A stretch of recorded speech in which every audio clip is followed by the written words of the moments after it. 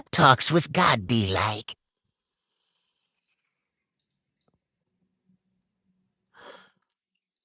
God, you said to have fun. And I did. I mean, I really did. I really did. But now I'm pregnant. And I swear this couldn't be the worst time to be pregnant. You gotta remember, I've had 3 kids already. And I've been below the poverty line with each of them. I've stood in the WIC offices. I've used food stamps. And I'm making more than I was then now. But the money don't go that far. There's no formula on the shelves. Not the stuff that my kids would drink. Food supplies are dwindling. Everything is more expensive. People are working harder than ever. I might not even see my kid. So give me one good reason. Just one why I should keep it. Because I'm struggling to find one in this world. I don't even want to be alive most days. How the fuck am I supposed to keep a kid alive? How the fuck am I supposed to give him hope when I don't even have any? You can't tell me this is just shits and gigs, dude. I am fighting for my life down here. So please tell me how to fight for one more. I don't know how. That's some story you got there. Sound like a John Singleton movie. Are you seriously mocking me right now? No, I'm just saying that if you were to compare your story to, say, the story of most people who were present in black films in the early 90s and so on, it sounds pretty similar, stereotypically speaking. What? I point this out to not be an asshole, as my children would have you believe. It's because you spent most of your life believing that you were different from most black people in America. A fault that was not your own, nor could be blamed for having. You spent most of your childhood watching white people on television, white people going to the grocery store, white people doing the things that you wanted to do, like cooking on a personal, exquisite chef level, or artistic endeavors, movies, theater, all of these things predominantly dominated by white imagery. It's no wonder you wouldn't want to be black, especially when you were gifted with the intelligence that you were, scorned by the community that you were supposed to be a part of, and chastised at every turn for being different.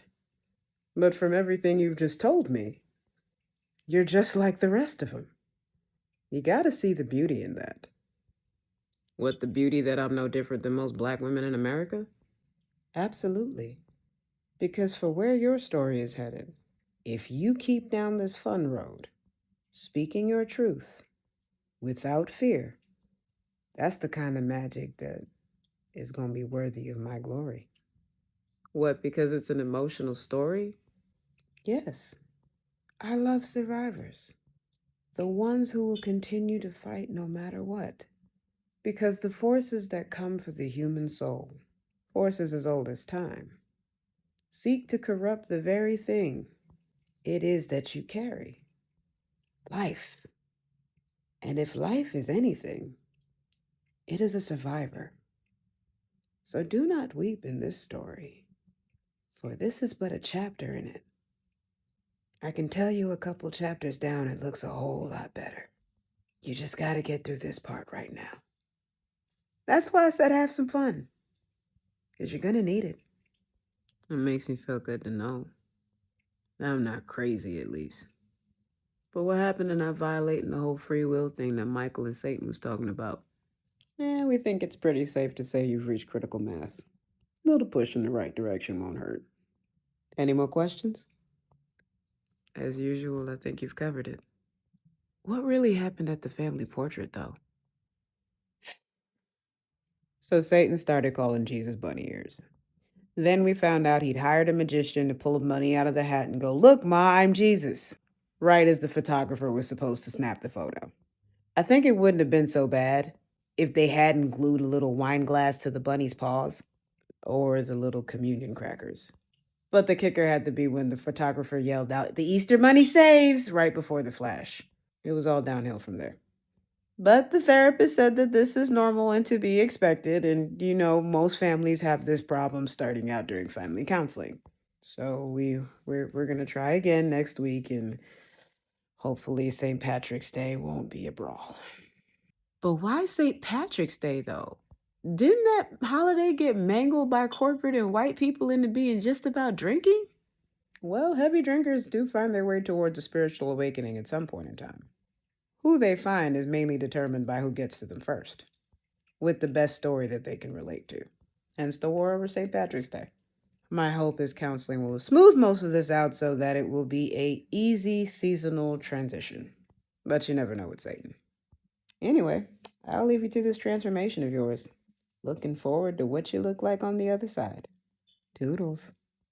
Toodles. All right, baby bean. I guess God says he likes survivors, so you're sticking with us. Now how to figure out how the fuck to do what I love while being pregnant. Any pointers?